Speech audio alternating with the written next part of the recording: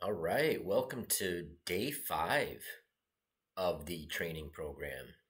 And today we're going to try to tie a couple things together that we've done to this point. And we're going to work a little bit more on this anchoring idea and see how it can kind of tie together and be of some use. So what I wanted to do to start out, we'll start out a little slow and then we'll speed up. I just want to put the 4 bishops on the board in their starting positions. So let's just go through and name the starting square and color of each bishop. Let's start with white's queenside bishop. Name the color of the square and the square itself, and then I'll place it on the board. So that square is C1, and it's a dark square. Now let's do the same thing for white's kingside bishop. That square is F1, a light square. Now let's do black's queenside bishop. That square is C8, and that is a light square. And let's do black's kingside bishop. That square is F8, and it is a dark square. And so now let's look at the fianchetto developing moves for these bishops. And so let's start with the white's queenside bishop. If it were going to fianchetto, what square would that move to? Just name the square and the color of the square, and then I'll physically move it on the board. So that square is B2, and it's a dark square. Now let's move on to the kingside bishop. What square does it fianchetto to, and what is the color of that square? That square is G2, and it's a light square. Now let's do the same thing for black's queenside bishop. The fianchetto square is B7, a light square. And let's do the same thing for the kingside bishop. That square is G7, a dark square. So we have all the bishops placed onto their fianchetto squares. And one quick thing I guess I could point out is that the light squared bishops are on complementary squares.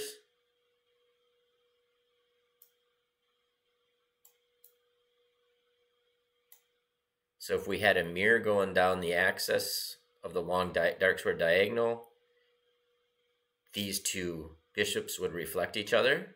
So those are corresponding squares. Some people call them, they call them different names. Corresponding is what I've heard most frequently, I guess. And the same thing holds with these 2 bishops. They are on corresponding squares, the 2 dark squared bishops. If we had a mirror going down the long light squared diagonal, these 2 would reflect each other in the mirror. Now, let's go look at each bishop and look at every square it can move to after it has fianchettoed. And what we're going to do is we're just going to imagine it going to each of those squares. And as we do so, I will highlight those squares. So let's start with white's queenside bishop. This bishop that is on B2. And let's look at the short diagonals first. So it could go to A1. It could go to A3. It could go to C1. And it can go to C3. And now I want you to notice something. we now have our X-wing corner, or our extended corner, that we talked about in videos on study days 1 and 3, right? And now the additional squares this could go to are along this diagonal here. So D4, E5, F6, G7, H8. Now let's look at this bishop, Black's kingside bishop. And let's look at all the squares that it can develop to. Could go to A8, could go to H6, F8, F6, and voila, look at, we have that corner crosswing. Sometimes I've also referred to it as the extended corner. But notice how it mirrors White's fianchetto dark squared bishop. And it too can develop to E5, D4, C3, B2, and A1. So we're starting to paint kind of a picture here. And what's interesting is if we drew our mirror down the center, we have all these squares are corresponding squares. D4 and E5 are corresponding squares. C3 and F6 are corresponding squares. A3 and G6 are corresponding squares. F8 and C1 are corresponding squares. So you're starting to get a picture painted here. And so we'll have you do an exercise on your own, but I wanted to point this out because we have this anchor that is starting to tie in to how we can visualize the chessboard. So let's real quickly, we won't waste a lot of time, but let's just look at the same thing for these light squared bishops. Look at how it also includes this X-wing pattern or extended corner pattern. And it's the light squared one on the right side of the board because white is in the bottom right. As well as for this bishop. And they are connected by D5 and E4. So we're starting to paint a picture and noticing how the geometry of the board ties together. So I always found that interesting because if we really burn these X-wings into our brain,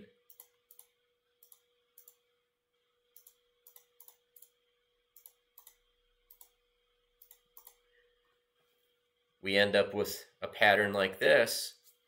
And notice once again that if we really know these squares really well, then we can easily visualize the squares that butt up against each one of these squares. And there's not one square on the chessboard that doesn't border either the center, which connects these different X-wing patterns together, or these X-wing patterns themselves. And so, once again, I would suggest just trying to now picture these X-wing patterns in your head a couple times throughout the day with the bishop in the center. It's kind of like the cockpit of the, of the Star Wars X-wing.